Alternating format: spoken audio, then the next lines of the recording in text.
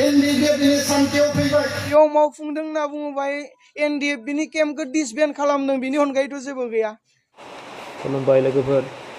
जोङो गोबां खोनाबोबाय आरो नुबोबायबो बिटिआर एकर जानायनिफ्राय NDFBफोरा सान्थियाव फैबाय होननानै। माने हाथियार हमनानै हाग्रा बंग्रा गिदिंबायनाङा लासिनो बिटिआर एकर जानायनिफ्राय सान्थियाव फैबाय होननानै। दा सान्थियाव फैनायनि सिगां खायसे खामानिखौ माने समस्याफोरखौ फोजोबस्रांना होनो थाखाय साथाम मानसिनो दायथ' होदोंमोन, गबिन्द सार, रन्जित बसुमतारी सार आरो दिपेन बर' सारनो। नाथाय बिथांमोना NDFBनि समस्याखौ फोजोबस्रांना होदोंना होआखै, खामानि मावना होदोंना होआखै, सान्थियाव फैमारदोंना फैमाराखै,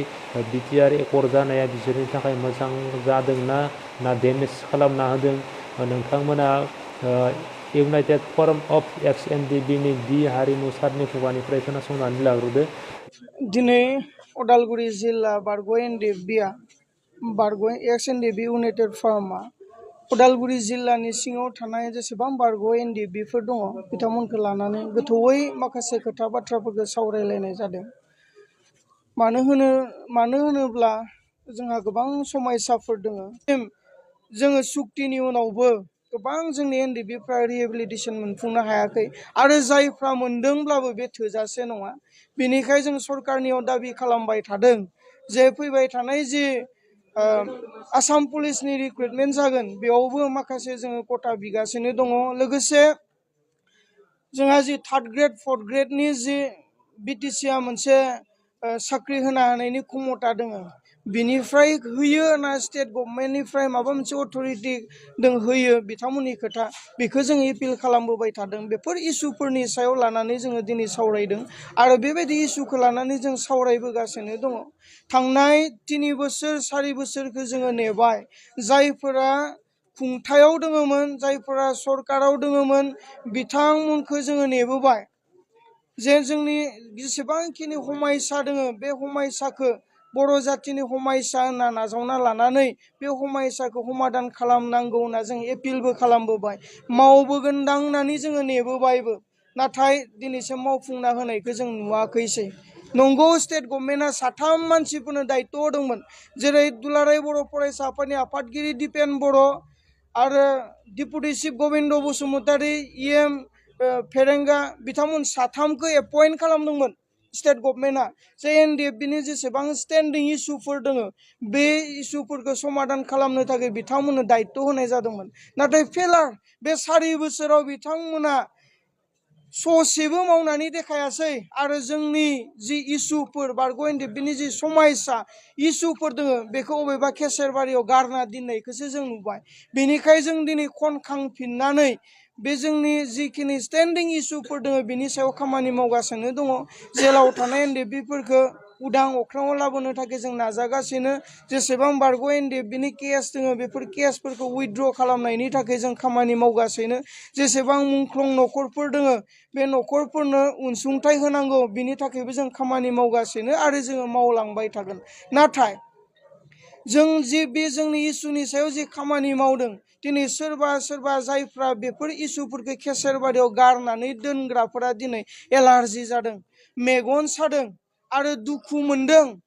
जायनि थाखाय दिनै जोंनि खौसेथिखौ नायनो हाया जादों, सहायनो हायाखै बिथांमोना। जोंनि इउनाइटेड फराम अफ एक्स NDFBखौ पिस बोफ्लेनो नागिरदों। जाय व्यक्तिफोरा NDFBखौ बैखिनि समायनिफ्राय बोफ्लेबोबाय, गावस्रा होबोबाय, बै व्यक्तिफोरानो दिनै आरो जों गथायसे जानानै थानायखौ नायनो हाया जादों आरो जोंनि इउनाइटेड फराम अफ एक्स NDFBखौ बोफ्लेनो नागिरदों। बे राजखान्थियारिफ्रा राजखान्थिखौ गेलेखागोन, गेलेथों, नाथाय आं खावलायगोन जोंनि बारग' NDFB बिथांमोनखौ जे नोंथांमोना धैर्य हम। राजखान्थिनि प्रलबनसाव, राजखान्थिनि माबा मोनसे लुब देखायनायाव जे नोंथांमोना दोलोखौ नागारनानै थाङा। जोङो नुबोदों जाय मेन्दाया दोलोखौ नागारो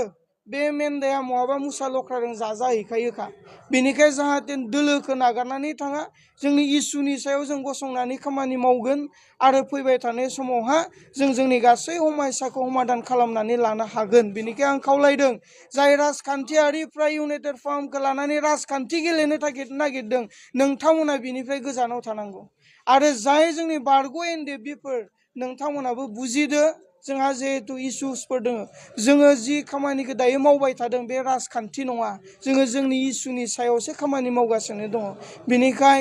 राजखान्थियारिफ्रा राजखान्थिखौ गेलेखागोन बेनिखाय नोंथांमोना जाहाथे गेलेजाया गोसोखौ हमथानानै जोंनि इसुनि सायाव जाहाथे खामानि मावनो ज' थालायो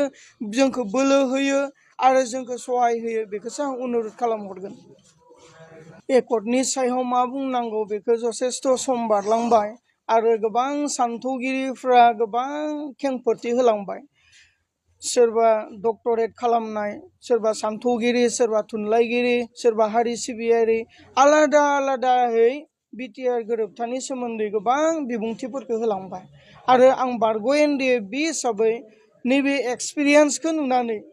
बै समाव जि बुंदों आरो दाबो आं बेखौनो बुंगोन जों एक्सपिरियेन्सजों लोगोसे दायोबो मोनदांथिबाय जि बिटिआर एकर्ड बा सुक्ति एक्सुवेलि बे एकर्ड नङा बे एग्रिमेन्ट पिस एग्रिमेन्ट होनना बुंदों जेराव आरो बे पिस एग्रिमेन्ट होनना बुंनाय लोगो लोगोनो बे एग्रिमेन्टआ जायफोरा असान्ति एबा हाथियार लानानै संग्राम खालामो बेजों बे पिस एग्रिमेन्टखौ खालामनाय जायो लामायाव जथेनानै जोंनो आलादा बर'लेण्ड नांगौ होनग्राफोरदों बेखौ पिस एग्रिमेन्ट जाया